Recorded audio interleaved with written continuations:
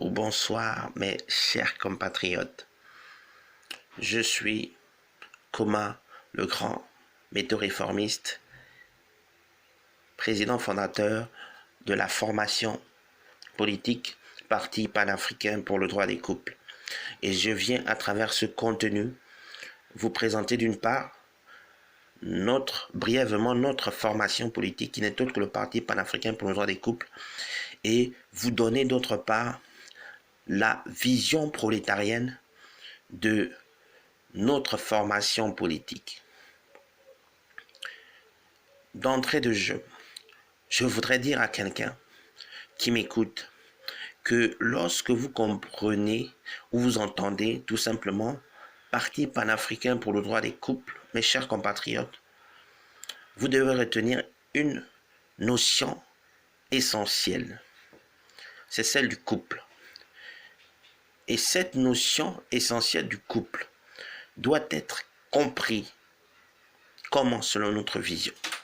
Ou qu'est-ce que nous entendons tout simplement ici par couple selon la vision de notre formation politique.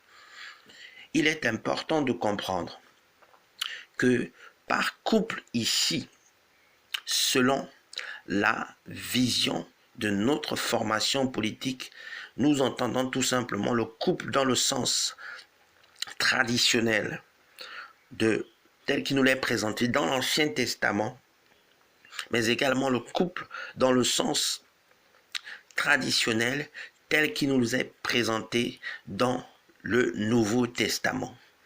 Par couple, dans le sens traditionnel, tel qu'il nous est présenté dans l'Ancien Testament, nous entendons tout simplement l'union d'un individu de sexe masculin et d'une individu de sexe féminin, ou tout simplement l'union d'un homme et d'une femme dans le cadre du foyer, dans le cadre du mariage.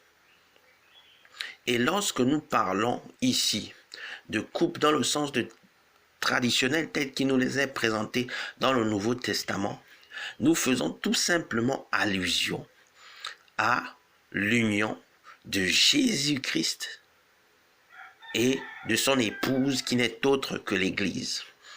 Donc, il est important de comprendre que chaque fois que vous entendrez Parti panafricain pour le droit des couples, vous devez tout simplement comprendre que le Parti panafricain pour le droit des couples est avant tout une formation politique qui a pour but la défense des droits des couples, c'est-à-dire des droits des personnes vivant dans le cadre de couple, dans le cadre d'un foyer, c'est-à-dire l'union d'un homme et d'une femme, mais également la défense, n'est-ce pas, de Jésus-Christ et de son Église. Donc, il est important que vous compreniez, mes chers compatriotes, que notre formation politique est à l'origine emmenée, n'est-ce pas, à défendre et à promouvoir les droits des couples dans le sens, je le rappelle, traditionnel, tel qu'il nous est présenté dans l'Ancien et dans le Nouveau Testament. Ça, c'était pour tout simplement présenter à quelqu'un ici ou donner une idée à quelqu'un ici de ce que nous entendons par couple au sein de notre formation politique. Ça, c'était de 1. Et de 2, je voudrais tout simplement présenter à quelqu'un ici notre vision du prolétariat, ou du prolétaire, car en réalité, dans notre carte mère, nous avons tout simplement comme principale mission la défense, n'est-ce pas, et la promotion du couple, mais également, à côté de ça, la défense et la défense, autant pour moi, du prolétaire.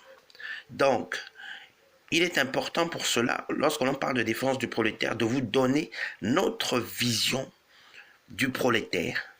Ou qu'est-ce que nous entendons réellement par prolétaire au sein de notre formation politique.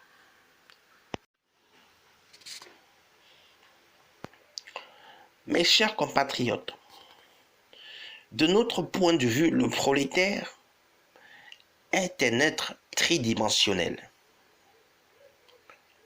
C'est-à-dire, c'est en principe un individu qui peut être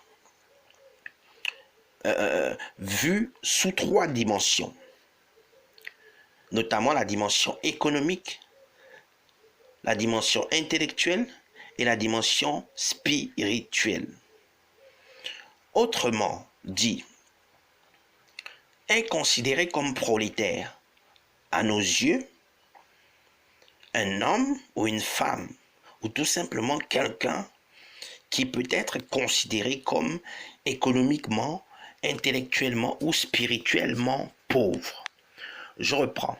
Selon la vision du Parti panafricain pour le droit des couples du prolétariat ou du prolétaire, un prolétaire, c'est tout simplement quelqu'un qui peut être considéré comme étant soit économiquement pauvre, soit intellectuellement pauvre, soit spirituellement pauvre.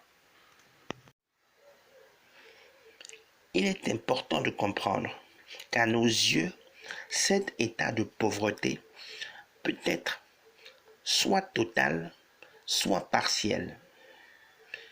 Il est total lorsqu'il touche simultanément nos économies ou notre économie, notre intellect et notre spiritualité. Je reprends. L'état de pauvreté, à nos yeux, peut être considéré comme total lorsqu'il touche simultanément notre économie, notre intellect et notre spiritualité. En ce sens, le prolétaire, mes chers compatriotes, ce n'est pas seulement celui ou celle qui souffre de précarité économique ou financière. À nos yeux, mes chers compatriotes, le prolétaire, c'est également celui ou celle qui est frappé de sécheresse intellectuelle, mais également celui ou celle qui est dans une situation de spiritualité précaire. En ce sens, mes chers compatriotes, un prolétaire, c'est non seulement celui ou celle qui a conscience qu'il ne dispose pas d'un pouvoir économique suffisant, mais aussi celui ou celle qui sait qu'il ne sait rien et qui a conscience qu'il n'est rien sans le Dieu créateur de l'univers.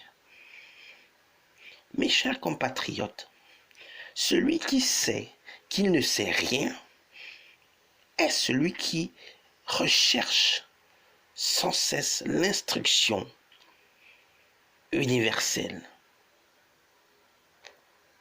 Et celui qui a conscience qu'il n'est rien sans le Dieu créateur est celui en réalité qui est en quête de la connaissance universelle. Connaissance, rappelons-le, qui est à nos yeux au-dessus de l'instruction et qui nous permet de développer notre sens du discernement. Aussi, mes chers compatriotes, nous pensons que celui ou celle qui ne dispose pas du pouvoir économique n'a pas la capacité de créer de la richesse financière indispensable pour générer des investissements qui feront de lui un citoyen prospère dans le temps, au sein de la nation, au sein de la République.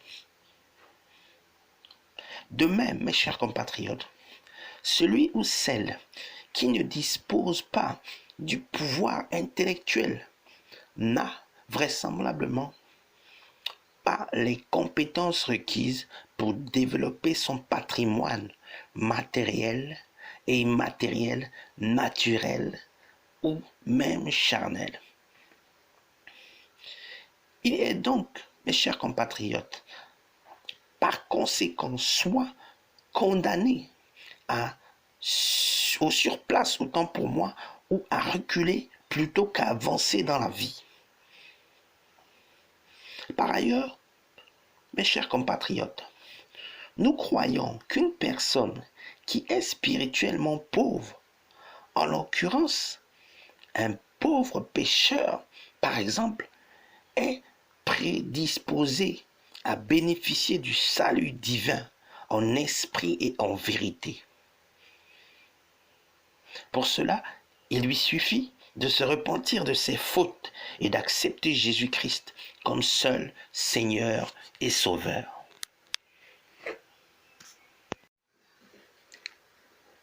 Mes chers compatriotes, au sein de notre formation politique, le Parti panafricain pour le droit des couples, nous avons conscience que les acteurs de la pauvreté d'une société sont multiples et variés. Mais nous avons également conscience que les acteurs de la pauvreté sont à l'origine de la pauvreté. Voilà pourquoi nous voulons faire comprendre à tout simplement tous ceux qui nous écoutent, à tout simplement tous ceux avec qui nous avons eu l'occasion de dialoguer ou de discuter, que parmi les acteurs de la pauvreté, d'accord, nous pouvons compter certaines entités qui participent de manière significative à la vie économique, à la vie intellectuelle, et qui contribuent théoriquement à l'instruction du peuple. Mais aussi les spiritualistes qui croient en l'existence du monde des esprits ou en une religion ayant un caractère universel.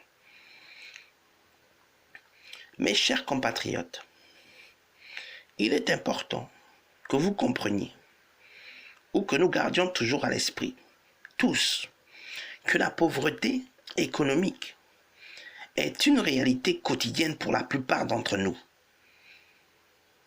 Elle est certes présente dans certains pays du Nord, mais également très largement répandue dans beaucoup de pays du Sud. Mes chers compatriotes, nous devons comprendre que les pays du Nord, ici, regroupent la majorité des pays dits, à l'heure actuelle, développés, alors que les pays du Sud, ici, ou à l'heure où on parle, comprend la majorité des pays dits sous-développés ou en voie de développement. Mes chers compatriotes, les pays développés sont souvent qualifiés de pays majoritairement riches, alors que les pays sous-développés ou en voie de développement sont, quant à eux, qualifiés de pays majoritairement pauvres.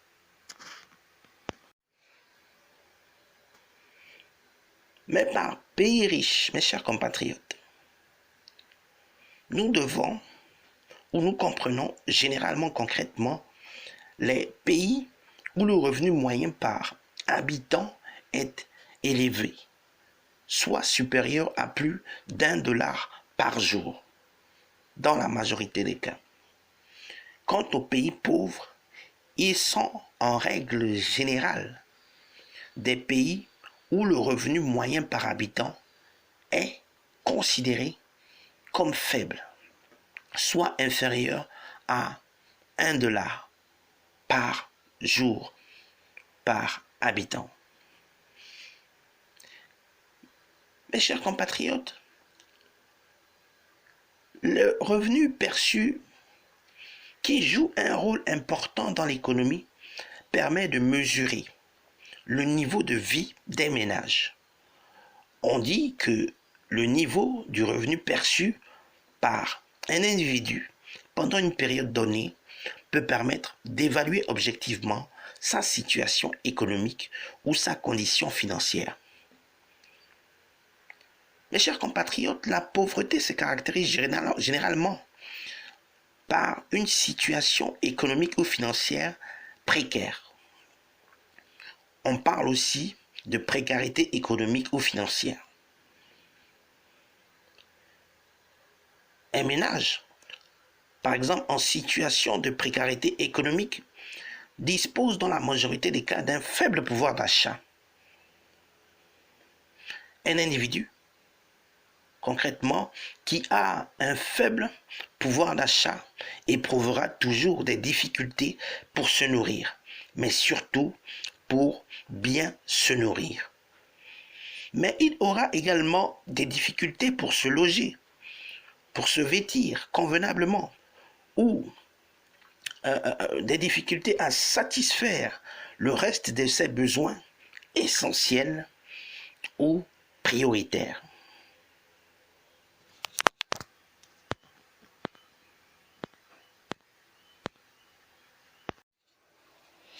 Mes chers compatriotes, nous savons généralement tous que les personnes en situation de précarité économique ou financière ont souvent du mal à satisfaire leurs besoins essentiels.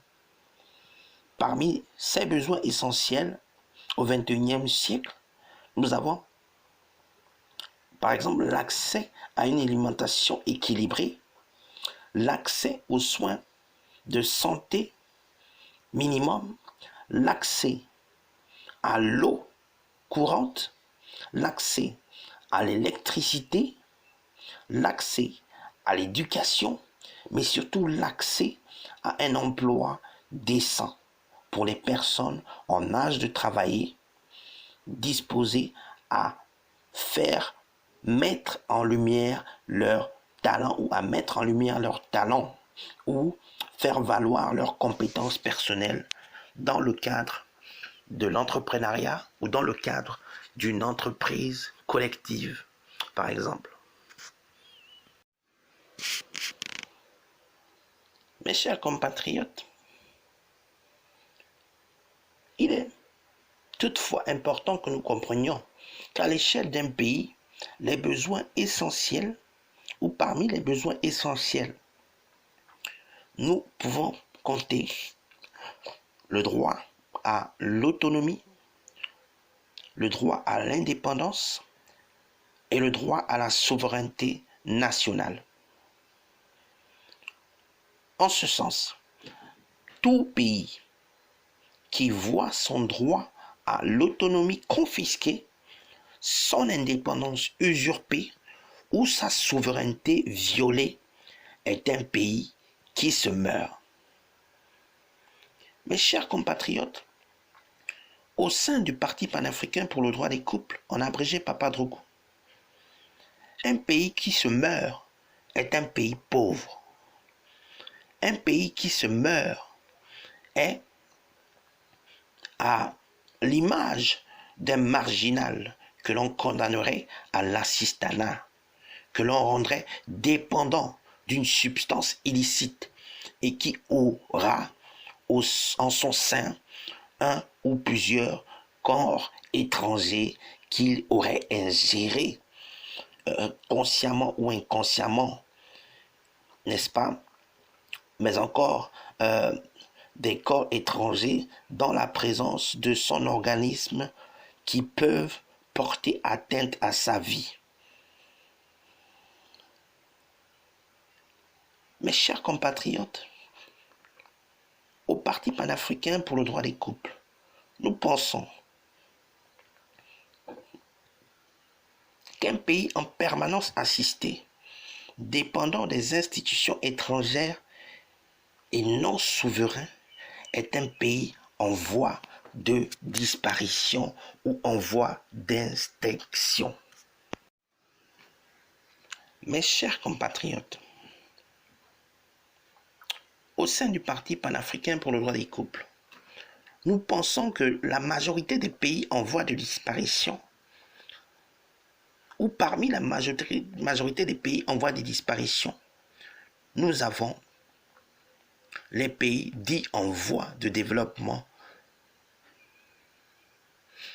On en déduit donc, mes chers compatriotes, que les pays qui ne sont pas encore en voie de développement, en l'occurrence les pays dits sous-développés, sont les pays qui sont économiquement ou financièrement éteints.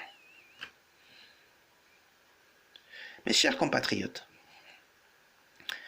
il est important que nous comprenions qu'un pays économiquement éteint est un pays qui n'est pas économiquement autonome, qui a une indépendance économique limitée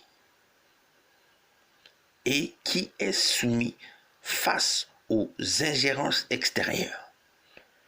J'entends ingérence des pays extérieurs ou ingérence des gouvernements ou des multinationales étrangères. Mes chers compatriotes, un pays économiquement éteint est un pays qui ne connaît aucun progrès en situation de paix comme en situation de guerre.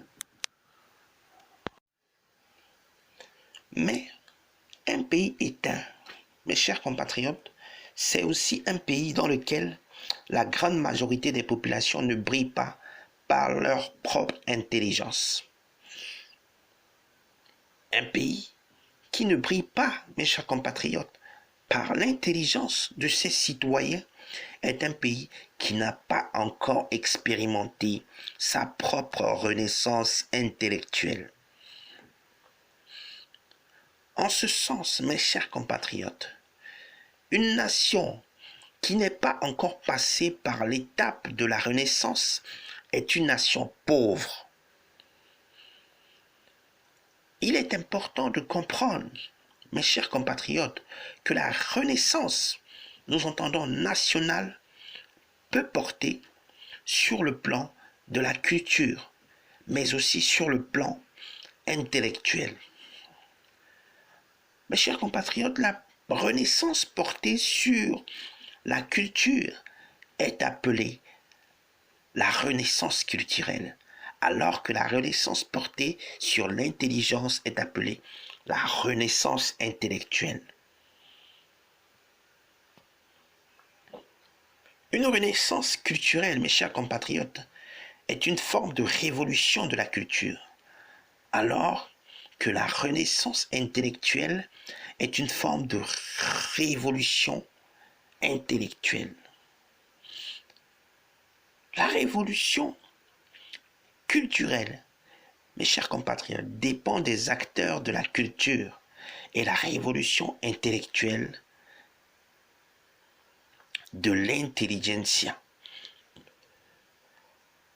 En ce sens, un pays peut avoir connu une révolution culturelle et ne pas avoir connu une révolution intellectuelle.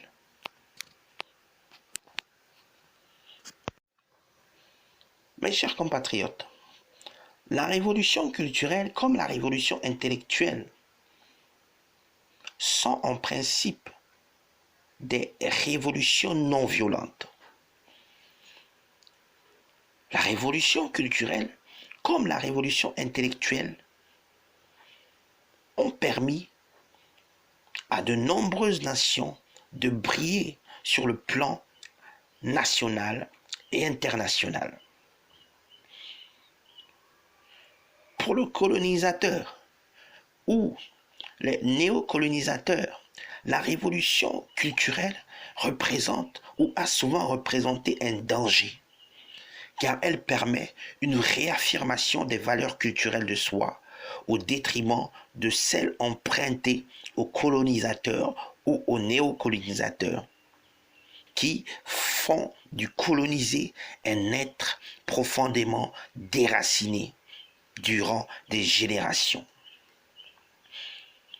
Mes chers compatriotes, il est important que nous comprenions que la révolution culturelle dont nous parlons ici nous invite à embrasser notre patrimoine culturel national, ancestral, et à le mettre en valeur où que nous soyons. Elle porte, en ce sens, sur notre héritage culturel, matériel, mais également immatériel. Mes chers compatriotes, dans notre vie de tous les jours, elle peut s'exprimer par l'usage de notre langue ethnique, par la pratique de chants et de danses du terroir, des arts culinaires et des jeux de société traditionnels. Mes chers compatriotes, il faut que nous comprenions que la révolution culturelle n'est pas incompatible avec la révolution intellectuelle.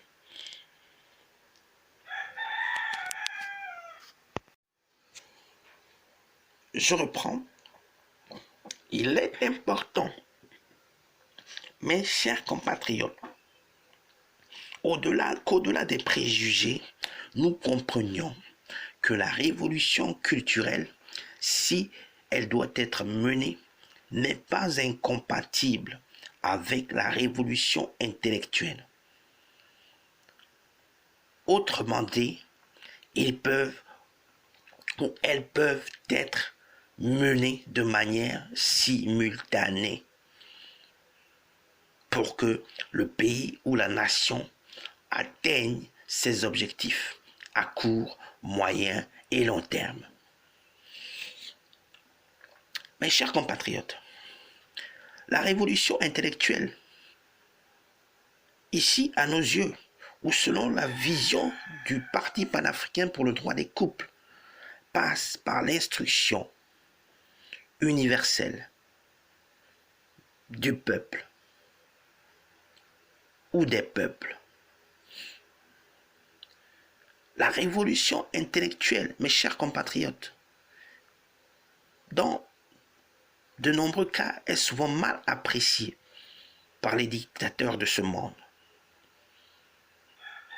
Je répète, la révolution intellectuelle, mes chers compatriotes, est souvent mal ou véritablement mal appréciée par la plupart des dictateurs de ce monde. Mais pourquoi? Mes chers compatriotes, il est important que nous comprenions que la révolution intellectuelle dans une dictature consiste à mobiliser la somme des intelligences pour les engager sur la voie de la démocratie. En ce sens, elle consiste aussi à dénoncer les injustices et à enseigner la justice au peuple, mais également aux leaders qui le conduisent. Mais encore, elle consiste à casser les codes qui aliènent le peuple de Dieu dans la nation pour les remplacer par des systèmes de raisonnement capables de favoriser le développement du pays tout entier. Mes chers compatriotes, la révolution intellectuelle est une révolution parfaitement maîtrisée par la pensée, fondée sur un débat d'idées brillantes et éprouvée par la confrontation de points de vue, de la diversité. Mes chers compatriotes, il est important que nous comprenions que la révolution intellectuelle, par nature, n'est pas seulement une révolution silencieuse.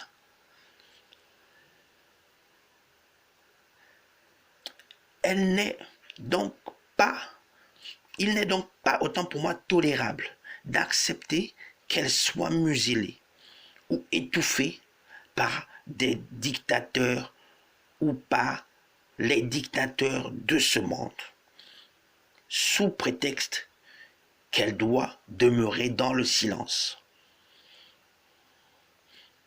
Mes chers compatriotes, la révolution intellectuelle, et il est important que nous le comprenions, peut être portée non seulement par des lettrés ou des académiciens, mais aussi par des autodidactes.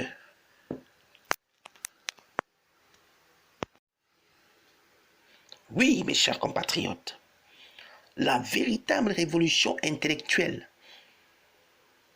n'est pas une révolution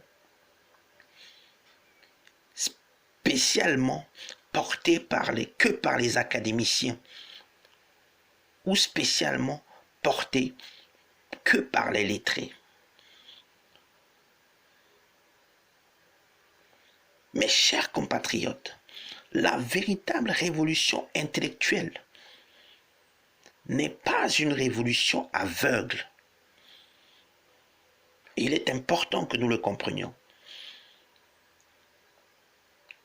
Elle n'est donc pas censée être conduite par des aveugles. Il est important de comprendre, mes chers compatriotes, qu'une personne aveugle, ce n'est pas seulement celui ou celle qui ne voit pas avec ses yeux physiques ou naturels. Mais une personne aveugle, mes chers compatriotes, c'est aussi une personne qui évolue sans instrument de navigation sûr et fiable.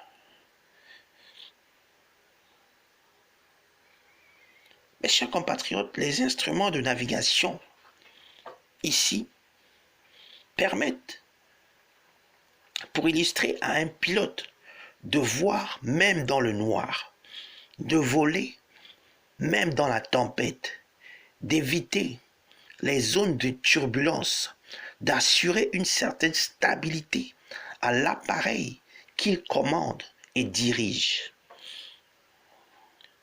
Mais ils permettent surtout, mes chers compatriotes, de préserver l'intégrité des passagers que l'on transporte pendant le voyage.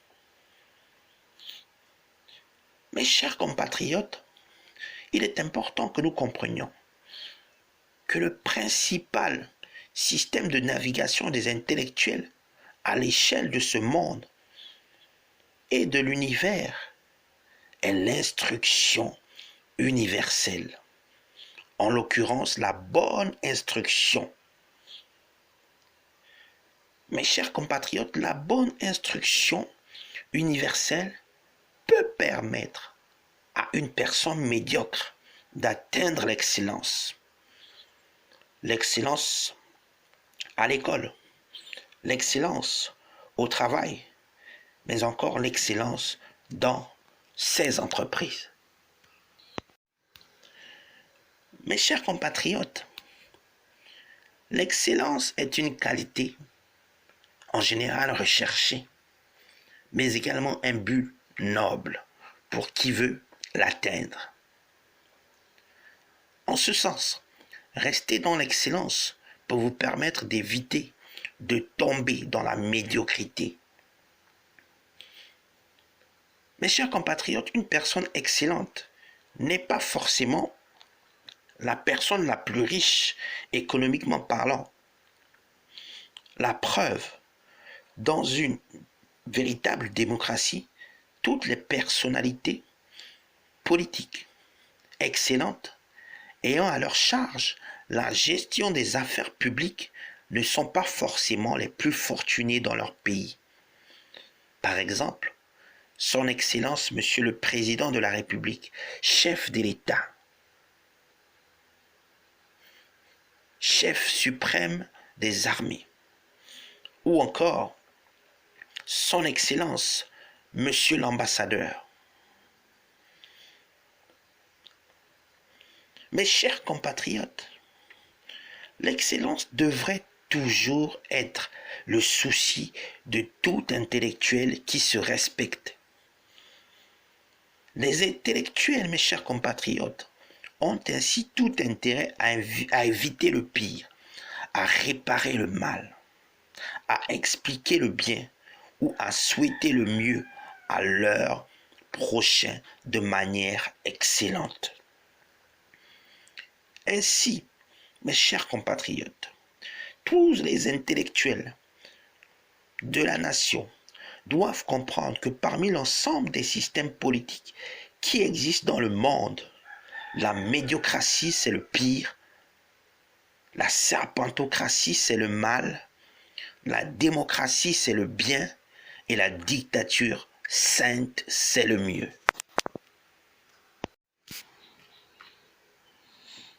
Mais qu'est-ce que nous entendons par médiocratie, serpentocratie, démocratie, mais encore dictature sainte? Mes chers compatriotes, la médiocratie est un système politique dans lequel le gouvernement est entre les mains des médiocres. L'une des principales caractéristiques de la démocratie, c'est que dans une médiocratie, on accède au pouvoir par la rue, de manière générale.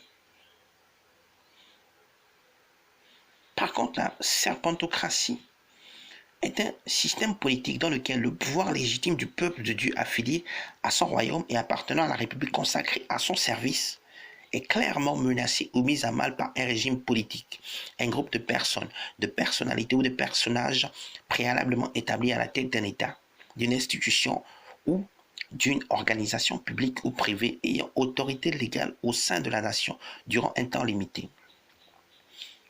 Le principal déterminant de la serpentocratie, mes chers compatriotes, c'est la ruse.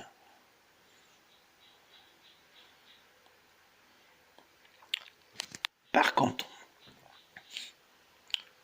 le terme démocratie, venant du grec démocratia, est la combinaison du mot démos, qui signifie en réalité territoire, de Daesh, qui signifie partager, puis peuple, et kratia, qui signifie commander. Il désigne, mes chers compatriotes, à l'origine, un régime politique dans lequel tous les citoyens participent aux décisions politiques, au moins par la voix, ou au moins par le vote. D'où nous disons que le principal déterminant de la démocratie, ou l'un des principaux déterminants de la démocratie, ce sont les urnes. À côté de ça, qu'est-ce que nous pouvons dire de la dictature sainte? Nous pouvons dire que la dictature sainte, ici, peut être compris comme un système politique dans lequel le pouvoir absolu émanant de Dieu est concentré sur un seul homme, un seul couple qui exerce ce dernier sur le reste de la création. Il est important de comprendre que, à nos yeux, ou dans l'entendement des militants du Parti panafricain pour le droit des couples, la pauvreté surnaturelle est liée à l'absence de connaissance universelle émanant de Dieu et à l'incapacité pour l'humain de jouir entièrement de la vie éternelle à sa guise. En ce sens, la pauvreté surnaturelle, ce n'est ni la pauvreté intellectuelle, ni la pauvreté économique. La pauvreté surnaturelle, mes chers compatriotes, ici, est avant tout associée au monde spirituel. La pauvreté intellectuelle au monde intelligible et la pauvreté économique au monde naturel ou physique. Ainsi, mes chers compatriotes, nous devons comprendre qu'un individu spirituellement pauvre souffre d'un manque de connaissances spirituelles basiques, vitales ou fondamentales, Les connaissances spirituelles sont les connaissances que l'on contribue ou que l'on attribue, autant pour moi, au monde des esprits. Bien que très convoité, mes chers compatriotes, nous devons comprendre que le monde des esprits est parfois mal perçu ou mal compris par la plupart du monde, ou la plupart des gens. Ainsi, nous pouvons dire que la compréhension du monde des esprits n'est pas chose aisée. Elle exige un minimum de bon sens et le plus grand de discernement. Le discernement, mes chers compatriotes, il faut que nous le comprenions, est pour la connaissance ce que l'instruction est pour l'intelligence. Mes chers compatriotes, nous devons retenir qu'aux yeux des croyants, la connaissance universelle ou la connaissance divine a une valeur inestimable, contrairement à l'instruction qui vient des hommes ou de la nature et que l'on peut, dans la plupart des cas, estimer. Contrairement à l'instruction qui peut avoir une valeur marchande, mes chers compatriotes, donc un prix négociable, la connaissance universelle ou la connaissance divine n'a pas de prix raisonnable et ne peut se négocier sur le marché des biens et des services.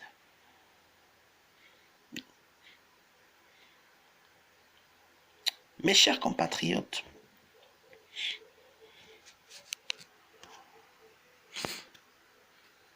c'est bien connu que la véritable connaissance ne se vend pas, mais elle se partage par des enseignements à des fils spirituels ou à des disciples. L'acquisition de la connaissance, mes chers compatriotes, permet aux croyants de sortir de son état de sommeil pour ensuite atteindre l'état de réveil ou d'éveil. On parle alors de réveil ou d'éveil spirituel. Le réveil spirituel, mes chers compatriotes, est la phase qui précède la renaissance. Et la renaissance, la phase qui annonce le progrès. Il va donc sans dire qu'aucun pays ne peut atteindre le progrès économique s'il n'a préalablement expérimenté le réveil spirituel, la renaissance culturelle et intellectuelle.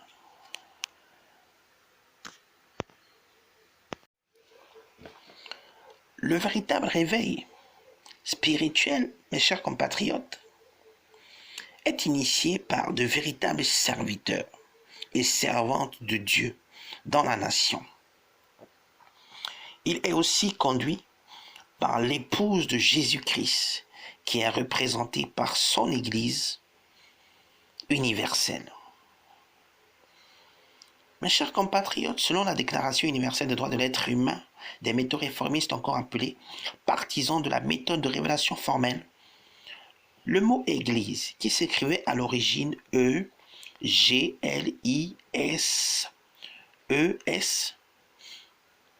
est un sigle qui signifie littéralement esprit des grands libérateurs investis pour servir l'ensemble des sociétés, en l'occurrence de Dieu.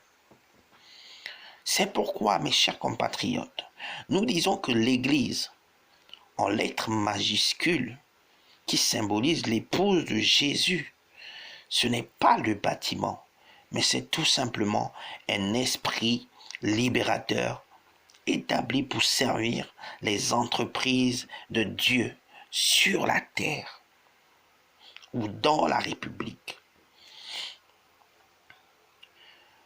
Ce qu'il faut également comprendre, mes chers compatriotes, c'est que les entreprises de Dieu sont nombreuses. Certaines d'entre elles sont à but lucratif, alors que d'autres sont à but non lucratif. Et ont donc, pour certaines, pour but de garantir notre prospérité et pour d'autres de garantir notre sécurité.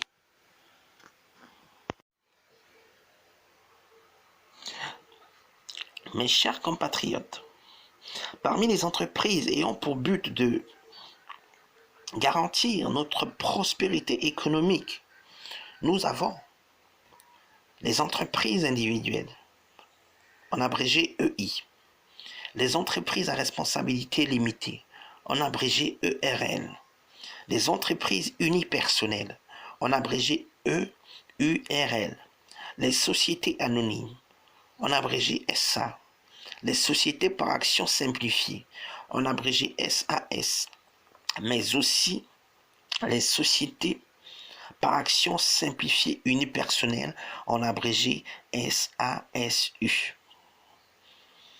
Et parmi les entreprises censées assurer notre prospérité intellectuelle, mes chers compatriotes, nous pouvons compter les œuvres intellectuelles comme les publications littéraires ou scientifiques de renom sûr et crédible. Quant aux entreprises censées garantir notre prospérité spirituelle, nous avons les livres sacrés comme la Bible, mais encore le Coran. Toutefois, parmi les entreprises qui peuvent nous assurer une certaine sécurité, nous avons également les entreprises de sécurité sociale, les ONG, les fondations, les associations, les partis politiques, etc.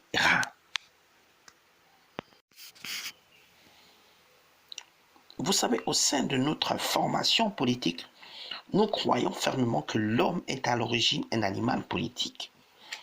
Autrement dit, que la politique, qui peut être définie comme l'art de servir le peuple, est pour l'homme ce que le flair est pour l'animal. Mais la politique, c'est aussi avant tout un esprit incarné par des hommes et des femmes tirés du peuple, ou par un homme tiré du peuple. Homme, ici, je le rappelle, qui peut être comparable au personnage d'Adam tiré de la terre. Ainsi, mes chers compatriotes, si l'on peut dire qu'Adam a été tiré de la poussière de la terre, qu'il a vécu sur la terre, a été appelé terrien, a été lié à la terre sur laquelle reposait sa nation, que sa terre a souffert parce qu'elle était mal en point, que sa terre a été malade, et que par effet dominé, certainement lui aussi est tombé malade, probablement parce qu'il était aussi maltraité, parce qu'il a été certainement mal aimé. On peut également dire que moi, qui suis un homme politique, j'ai été également tiré du peuple de la terre, parce que je suis du peuple, j'ai été appelé fils du peuple, je suis donc lié à ce peuple particulier sur lequel repose mon pays, que si mon peuple souffre, c'est parce qu'il est mal en point. Si mon peuple est malade, c'est que moi aussi, je suis malade. Si je suis malade, c'est que je suis maltraité. Si je suis maltraité, c'est que je suis, à coup sûr, par beaucoup mal ou aimé. Mais, lorsqu'on parle de mal aimé, donc d'amour ici,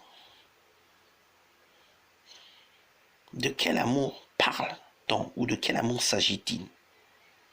Est-ce le manque d'amour naturel, intellectuel ou surnaturel? Posons-nous la question. Mes chers compatriotes, selon la Déclaration universelle des droits de l'être humain que je vous invite à lire, la DUD, le mot amour, qui s'écrit A-M-O-U-R, est en réalité le sigle des termes suivants. Action de se mettre unanimement en osmose dans une relation. Cette relation, mes chers compatriotes, nous devons le comprendre, peut être conjugale, comme pour Adam et Ève, fraternelle, comme pour Christ et ses 12 apôtres, représentant l'Église. Mais cette relation peut aussi être professionnelle, comme pour un travailleur et son métier, qui constitue sa vocation. On peut alors parler dans ce cas-là d'amour au travail ou d'amour pour le travail. L'amour au travail ou du travail est une chose fondamentale, mes chers compatriotes, en économie. Mais il est aussi important pour les intellectuels, mais encore pour les hommes et les femmes d'esprit. On parlera alors d'amour du travail marchand, d'amour du travail intellectuel, mais également d'amour du travail spirituel.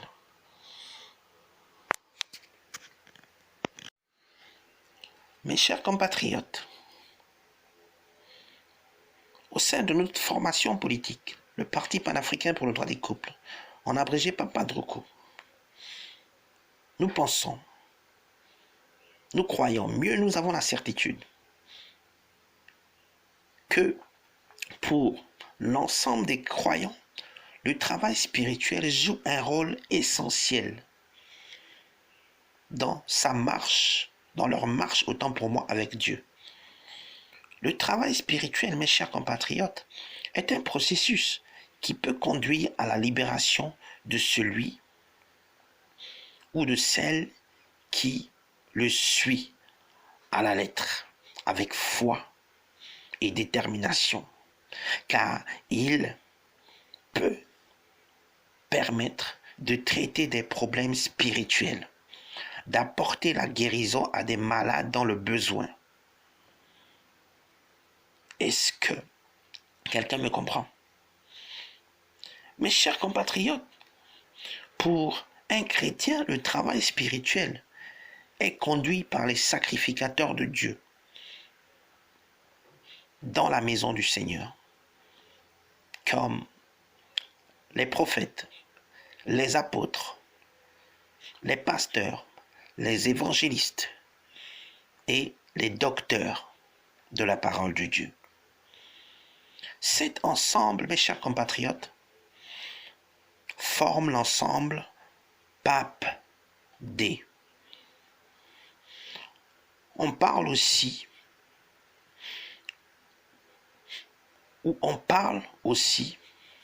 de pape, de Dieu. L'ensemble PAPD, mes chers compatriotes, représente les leaders des assemblées de Dieu, ou les principaux leaders des assemblées de Dieu dans le monde, au sein de la chrétienté. Ces derniers, mes chers compatriotes, sont au service du royaume de Dieu, qui est le cœur de la République consacrée à Dieu, ou de la République qui est une extension du royaume de Dieu. Mes chers compatriotes, laissez-moi vous apprendre que la République est, selon la Déclaration universelle des droits de l'être humain, j'entends la République en majuscule, à l'origine, la contraction des termes suivants: représentation pour l'unité biblique, Rep pour représentation, U pour unité et blic pour biblique. En ce sens, le mot république nous montre que ce concept n'est pas seulement une réalité abstraite, mais qu'il est également une réalité intellectuelle, mais encore une réalité spirituelle.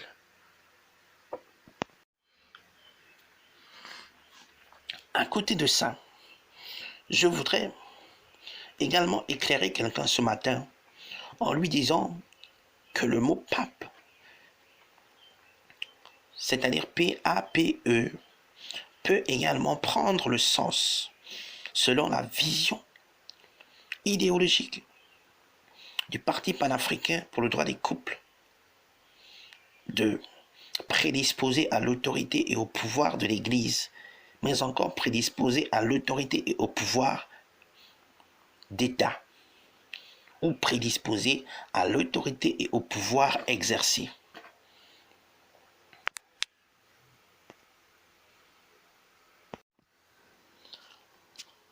Parallèlement, nous devons également comprendre que le mot pape, selon l'école de la conception universelle de la sagesse, peut tout simplement signifier, pour les catholiques, prédisposé à l'autorité et au pouvoir de l'Église. C'est-à-dire que c'est la personne qui est tout simplement prédisposée à conduire l'Église catholique.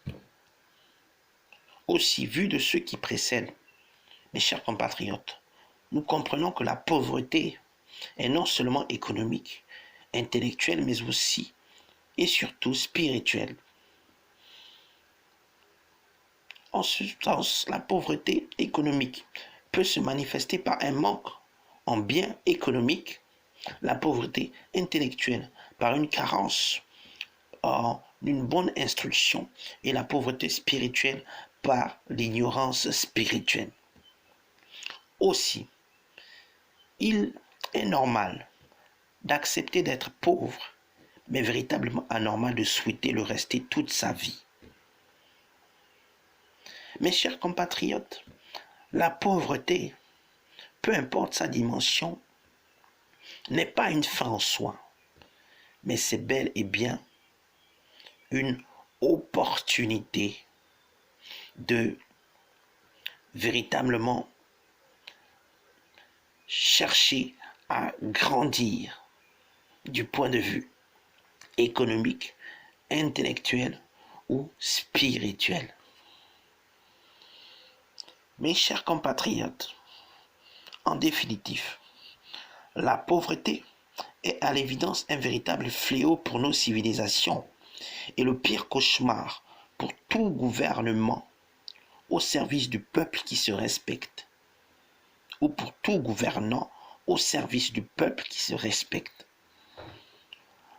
La pauvreté, mes chers compatriotes, est l'état qui détermine la condition matérielle, immatérielle ou financière d'une personne, d'une personnalité ou d'un personnage, et qui en fait de facto un acteur, autant pour moi, jouissant du statut de pauvre, justement ou injustement acquis. Au-delà de tout, et qui n'en déplaise à certains, ou à la majorité d'entre nous, la pauvreté n'a pas la même raison d'être pour tous. Est-ce que quelqu'un me comprend? La même valeur pour chacun selon le monde dans lequel nous sommes censés évoluer. En effet, alors que pour certains, la pauvreté semble être exclusivement une réalité économique, pour d'autres, elle reste avant tout un état d'esprit, voire un état de conscience impopulaire, redouté par les dirigeants portés ou téléportés au pouvoir, exerçant au mieux leur autorité idéalement par alternance au sein d'un appareil d'État, car elle force naturellement des courtisans à graviter de plus en plus autour de la sphère du pouvoir et les classes populaires marginalisées de la société à manifester des sauts d'humeur pouvant aboutir à des mouvements de révolte, voire à de grandes révolutions. Aussi, ou ainsi, pourrait-on se dire, peut-on en réalité se représenter la pauvreté, ou comment peut-on en réalité se représenter la pauvreté au quotidien? Peut-on en vérité, de manière satisfaisante, dresser un portrait distinct, objectif, qui fasse véritablement l'unanimité de ce phénomène bien connu? La plupart d'entre nous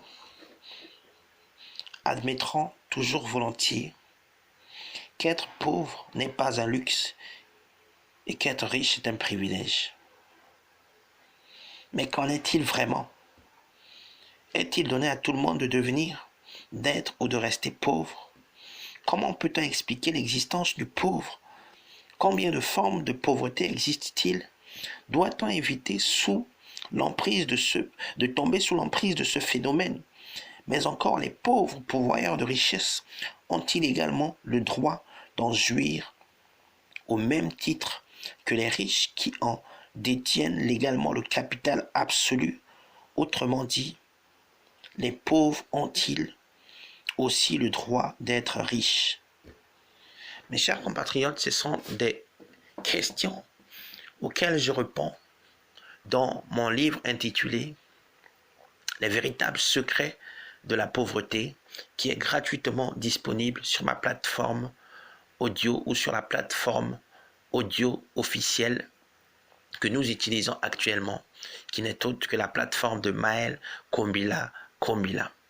Je vous invite tout simplement à écouter les secrets de la pauvreté, les véritables secrets de la pauvreté et de la richesse pour vous imprégner de certaines réponses dues à ces quelques interrogations qui ont été formulées.